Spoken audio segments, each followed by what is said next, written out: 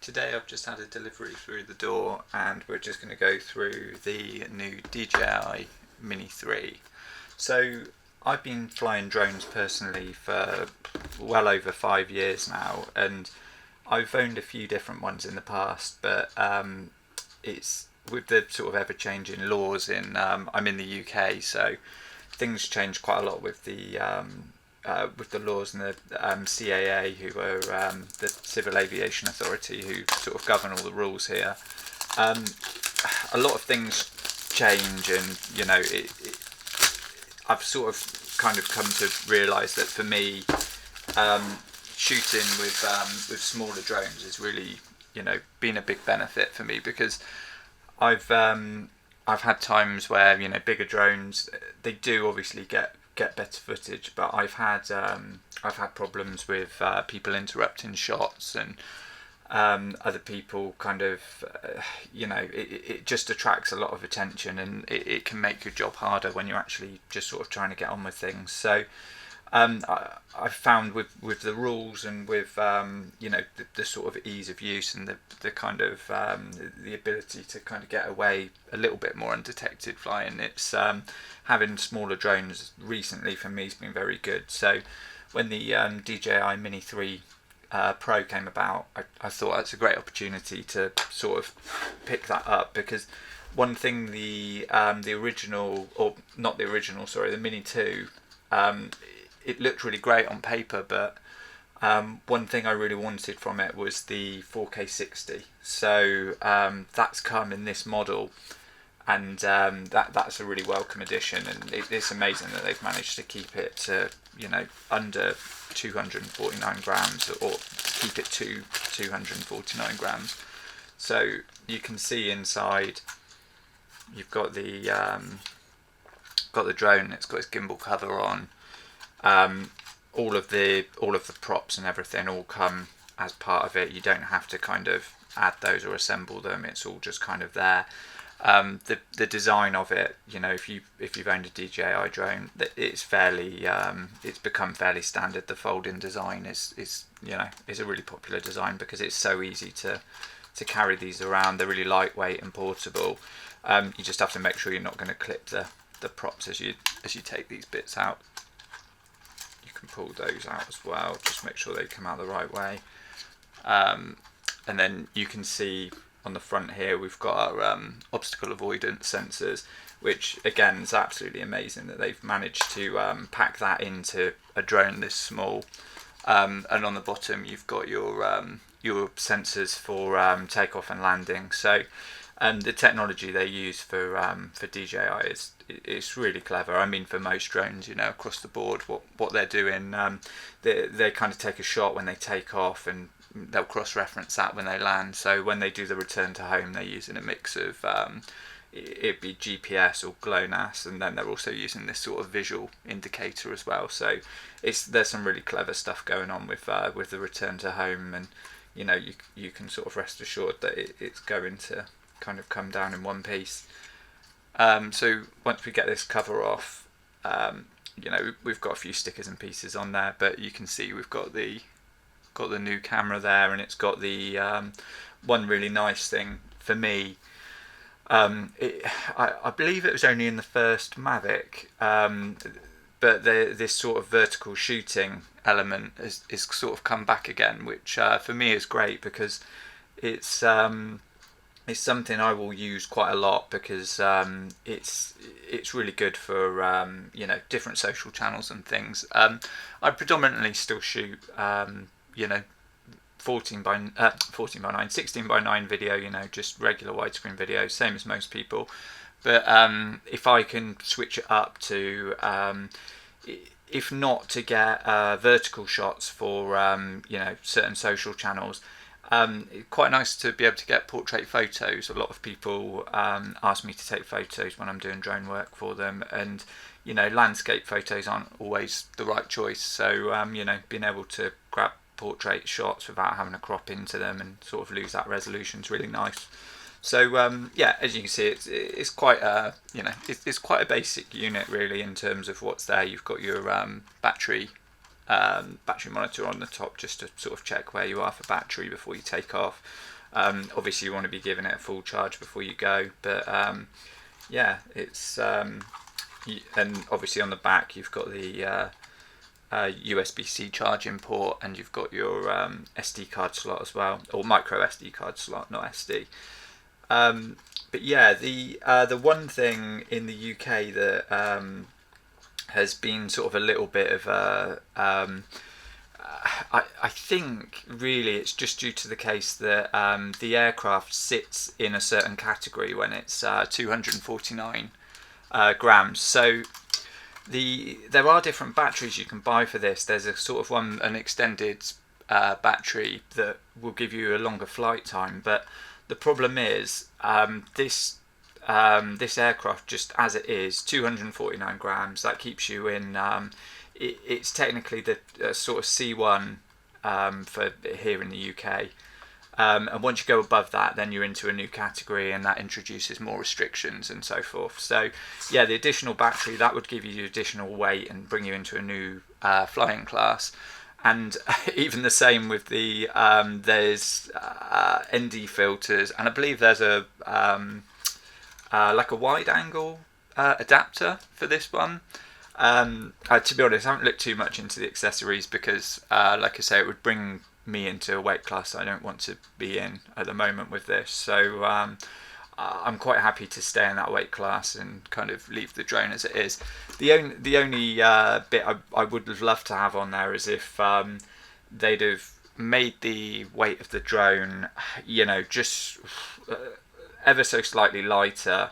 Which, don't get me wrong, like is incredible what they've done for this weight, but if they could have just brought it down ever so slightly more and been able to get some really nice lightweight prop guards on, for me that would have been good, because it's not such of a concern for myself. Like I do tend to take off and land from my hand, and it's a little bit more worrying without prop guards on, but it's more for other people. I know you've got your front sensors.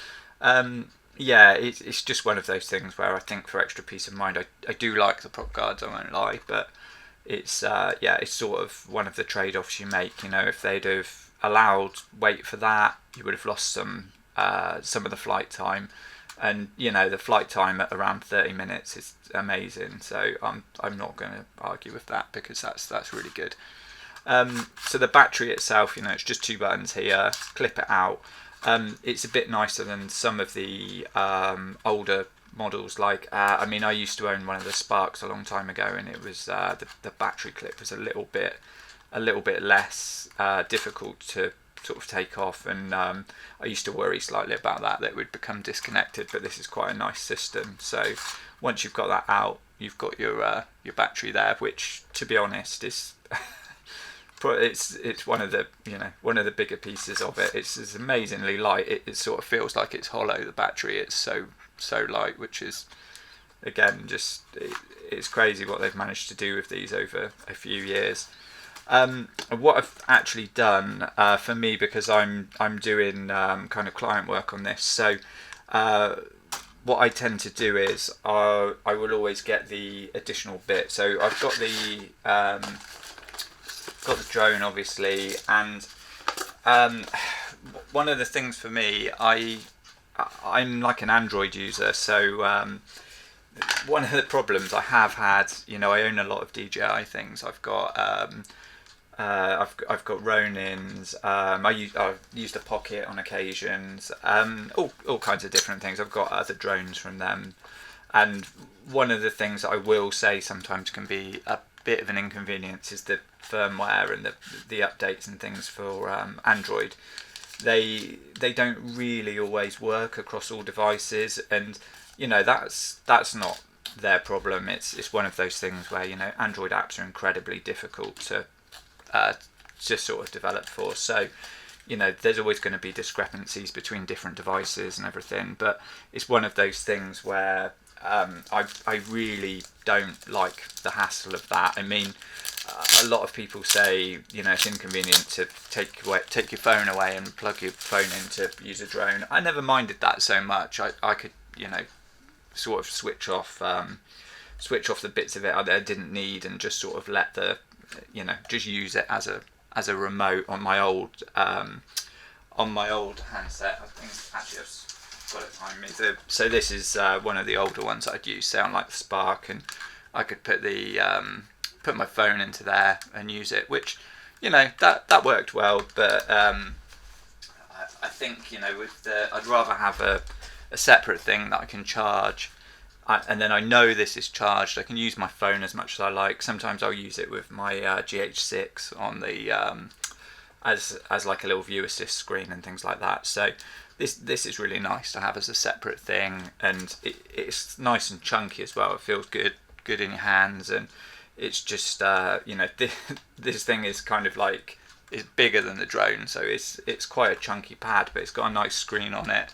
It's good in it's good in bright light, or so I've seen. I'm sort of yet to go out and do my first shots with this, but I've seen previous iterations of the built-in screens, and they're good. So it's something I'm confident with. One of the minor things for me, I really don't like the way that these sticks are always kind of disconnected like this, and the only reason for that is because if you lose them, then you sort of can't really fly the drone properly. You could have a go at it, but it wouldn't be very easy. And I just think, when this controller is this big, like having these stick out really isn't that big an inconvenience. It's it's fairly easy to sort that out. You could quite easily just sort of fold them to the sides, and I'm sure they'd be fine. But it's one of those things that it's just it's a minor inconvenience. But I always worry about losing these sticks, and it's just something that for me it's not ideal. They're just so fiddly and small, and when you're out and about, the last thing you want to do like that is lose the thumbsticks for your remote. But yeah, like for me again, that is a great investment over over a controller where you have to plug your phone in, because for me it's just it's more independent, and it's just a lot easier to work with. So yeah, that's just me. It's cheaper with the other controller, so it's not for everyone, but it's just something I think is a worthwhile investment. And then in this box we just got there's a screwdriver for this is for your props, USB cable, USB-C, so you can charge, and then we've got a couple of props in here. One thing to be aware of, that the props are slightly different on these, so you have to be sure that when you're putting your props on, they're going on the right bits. So you've got your A props and your B props. I'm not sure how they mark them on these, but they should be. Might be wrong. They might be. They might not be marked in that way. 60.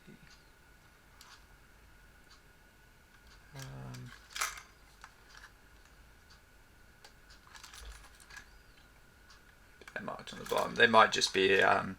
They might be in different shapes. I'm yet to kind of take them out and look at that. They almost look identical to me, but the thing with it is they're different shapes basically. So if you put the wrong props on the wrong arms, it's not going to be able to balance in the air properly. So just make sure you're following these instructions to actually install these. Don't just go picking any old ones up and just putting them on any side, because the balance of the drone will just be completely out. So just be aware of that when you're doing that. Right, what else have we got? So yeah, that's kind of the drone. The arms on this, I believe, you can kind of you can fold now in any order, whereas you sort of couldn't do that on some of the other ones. But I think you can. I can't remember which way I did them on, but yeah, I think they just kind of go either way, which is quite nice. And then along with it, I got the Fly More combo as well, which for everyone I've ever bought, I've always got the Fly More combo, because again, for me, the battery life is it's so much better than it used to be. But for me, it's really important that I can have batteries that I can cycle. So what I'll do is I'll take a power pack with me, or if I've got access to power, I'll get it set up on a table somewhere. Get this charger on. Always have 2 in there. Fly with 1, cycle that one, put a new one into the drone. And then you've constantly got 2 batteries in reserve, or take 2 out with you, have 1 on charge, and just make sure they're getting back on there. If I'm out and I can't get to the pack, quite often I'll have something set up on there, like a power bank or something like that. So it's just a case of keeping them cycling, because I've had times before where I've just lost out on shots because it's been too windy. I've had to land. That's cost me minutes in the air. Or I've shot everything. It's been in really nice sunlight or in a certain type of sort of light, and then all of a sudden it's all changed. I've got to bring the drone down, and it's just you kind of just need the power when you need it. So if you've got to go back out, or you're right at the end of a shot and you're just about to miss the last part of it, at least then you can come in, stick another battery in. And like I say, the specs are always generous on DJI. I won't lie, they're not. I don't find them always accurate. So if they're telling me 34 minutes, which it says on the box, if you can see that, 34 minutes. I'm realistically thinking more 25 minutes, and that 25 minutes is enough time usually for me to get up in the air, get the shots, and do a safe landing back again. So it's just a case of having these extra batteries is just really useful, and the props as well. Obviously I try to be careful with the drone, but without prop cards, props get damaged more. It can be on anything silly. I've damaged props just hitting like leaves on trees and things like that. I mean, it's obviously hit a little bit of branch and then it's just nicked it. But once it's got a little slice or like a defect in it, you shouldn't really be flying with it anymore, because that can just be dangerous. So just get that prop off, put new props on, or a new prop on, whatever you need to do, and just make sure that they're all in good condition. And you get the bag as well. To be honest, I've never really used the bag. I'm usually packing it into a backpack or something like that. So I'm not too fussed about that, but it's just kind of part of it. So it's good for storing things. So open that. Your bag is like your main thing, and everything's kind of packed into it. It's quite a nice bag. Like, there's nothing wrong with the bag. It's just not. It's just probably not something I'll use, but it's a nice enough bag. It's a good thing just to keep all your things in. So again, you've got all your props, A's and B sets. Just again, be aware of those. You've got the power bank charger for that, so it's a USB A to C. What else have we got in there? Let's just put that back in there. Okay, just instructions. Put this back in.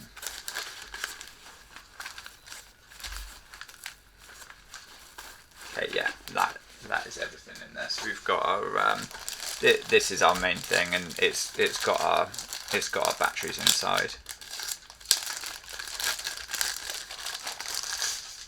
It's worth mentioning as well that this isn't a DJI sponsored video or anything like that. It's, I bought this with my own money. It's something I plan to use for personal and commercial work. It's as simple as that. It's something that I think fits the bill for what I want, because the specs are good, and like I say, I've had experience with other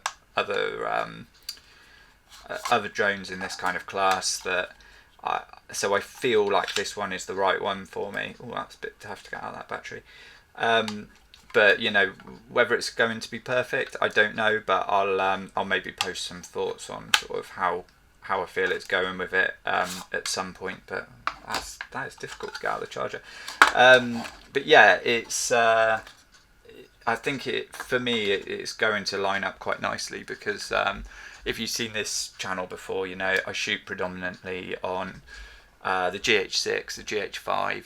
So about sort of 4K 60 is usually, you know, where I live in terms of doing shots for clients, unless they just really want it in HD, and then I'm not going to argue because it's a much easier workflow. But you know, having the ability to do 4K 60 for drone shots, and then even being able to ramp it up slightly more for kind of ground shots to, you know, say 100 frames a second for the GH5 is perfect for me. That kind of gives me everything I need, really. I mean, it's 4K 50 really technically for this, I guess. So, you know, you can have half speed video for this, and I can have 25% video for the GH6. So yeah, I'm hoping it's going to be a really good combination between the two. And yeah, you know, if you want to see more about this kind of stuff, then just post a comment. I'm going out and doing a shoot of it in a few days, so I need to kind of get to grips, just kind of practicing the controller on this one over the other one. But it's yeah, I'm looking forward to using it. It looks like it's going to be a really great drone to use. So yeah, if you like the video, give it a like, and yeah, just leave any comments if you want to sort of know more about it, and yeah, subscribe to the channel.